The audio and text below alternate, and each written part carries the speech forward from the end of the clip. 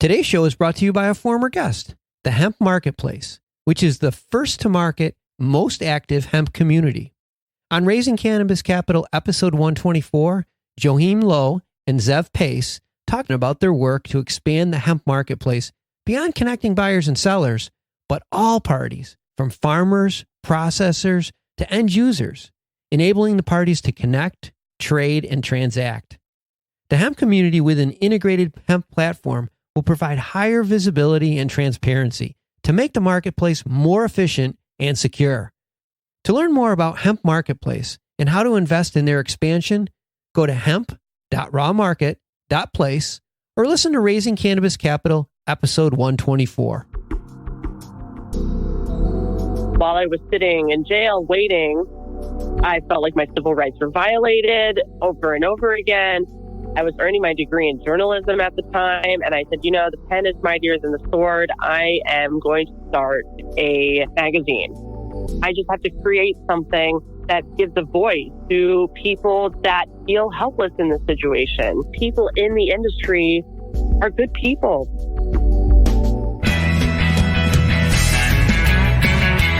From MJBulls Media, it's the Raising Cannabis Capital Show. I'm Dan Humiston, and on today's show, how being unfairly incarcerated prompted this college journalism student to create a voice for the industry.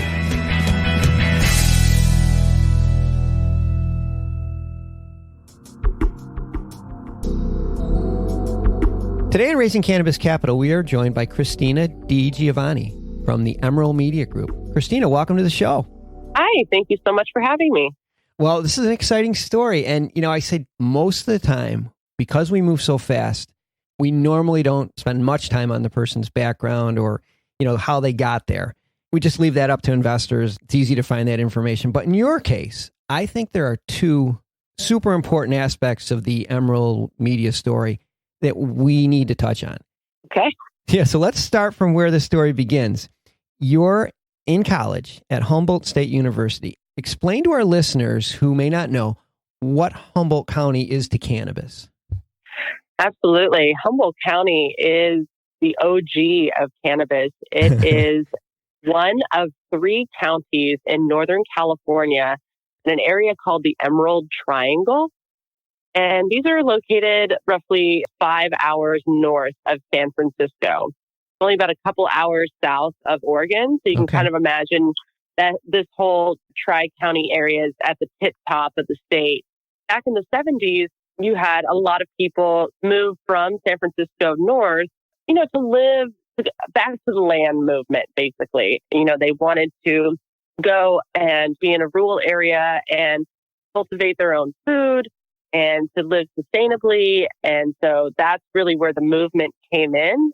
Along with that, certainly came cannabis cultivation. There wasn't a lot of law enforcement out there back then. In fact, there weren't even a lot of roads. I would say it's not necessarily the weather that drew people there. It was more so the liberal laws. Okay. When I first moved to Humboldt County, if you had your medical marijuana license, you could grow 99 plants. And so nowhere else in the state of California could you legally do that. You're in college and you're going to school there, and it's January and you're just in the middle of or the beginning of your second semester senior year, and something happens that ultimately leads you to launching Emerald Media Company. Can you give us just the condensed version? Because it's a horrifying story, but can you give us the condensed version of what happened? Absolutely. In a nutshell, the person that I was seeing at the time was a cultivator, and the Humboldt County Drug Task Force came early one morning. I was in my last semester of college. I get a cop knock at my door very early in the morning, and I open the door, and there's the entire Humboldt County Drug Task Force standing on my front lawn, guns drawn, bulletproof vests on, and they'd say, "Are you cultivating cannabis? We're coming in." And so they came in, they raided our house. I was apprehended on a few charges. I went to jail for a couple hours. I was fortunate enough to have my father bail me out. While I was sitting in jail waiting, I felt like my civil rights were violated over and over again. I was earning my degree in journalism at the time. And I said, the pen is mightier than the sword. I am going to start a magazine. I just have to create something that gives a voice to people that feel helpless in this situation. People in the industry are good people. We're not criminals. We actually do give back to our community. We care about the environment and being sustainable. And so really important for me to paint a positive picture of the industry. I noticed with your magazine, when you say, well, it's a cannabis magazine, immediately people go right to the stoner. But your magazine is different. I think it's probably draws a lot from your roots as starting off as a lifestyle brand, but it even seems more like, more like it's targeted for people that aren't in the industry, and it seems like it's a little bit leans more towards a woman reader than a man reader. Is that sort of the demographic? Yeah, absolutely. We are primarily a female-oriented cannabis media group. We can attribute a lot of our success to the fact that we don't expect our readers to automatically know what hash is or what a dab is. Different verticals in the industry, 12% of our readers are senior citizens. Really? And I attribute that to the fact that they're coming to us for education. They're coming to us to learn more about what cannabis has and what CBD can offer them. And a lot of our content is easy to digest and easy to navigate. You don't have to feel intimidated when you open up a magazine or when you go to our website, because we are there to hold your hand. I was going to say, there's a lot more people in that bucket than in the I know everything about cannabis bucket. I mean, most people are in that bucket. I think you're doing a really important service by doing that. I want to take a quick break to thank you for listening to today's show and to invite you to check out all of our other cannabis podcasts. As the industry's #1 cannabis podcast network, we are constantly adding new shows. So go to MJBulls.com to see our new shows and to become part of the Cannabis Podcast Network.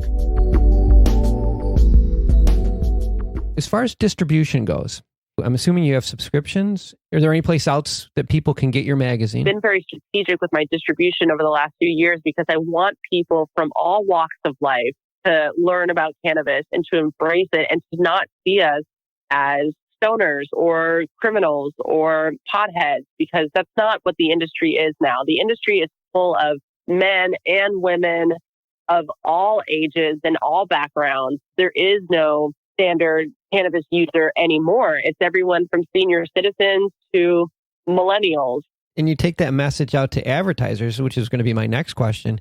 It's pretty much everybody can benefit from advertising with a publication like you. But what are some of the advertisers, or what type of advertisers are most likely to advertise with you right now? Historically speaking, we've had a lot of companies advertise with us that are directly involved in cultivation. We have seed companies advertise with us. We have soil companies advertise with us, nutrient companies, grow shops advertise with us, because we are the official magazine of the Emerald Triangle. So that is the cannabis cultivation of the world. I heard somewhere in an underground study that 70% of the United States cannabis comes from these 3 counties. And so the majority of our advertisers are industry related, typically have to do with cultivation. As hemp and CBD start to get online and regulations start to come into place, we see ourselves working with a lot of brands. We love working with everyone, but that we feel like those companies benefit our readers the most because they're able to see what their choices are on the market. You're just scratching the surface, because when mainstream media starts to realize, or mainstream companies start to realize how vast our demographic is, and they don't have any place to advertise, they're going to have to go through groups like yours, and especially groups like yours that touch such a broad group. I mean, I think the sky's the limit with something like this. What's next? Well, so right now I've relocated the company out to Brooklyn. So that's where we set up shop. We've got a little studio out in Williamsburg, and we're going through our first round of fundraising right now.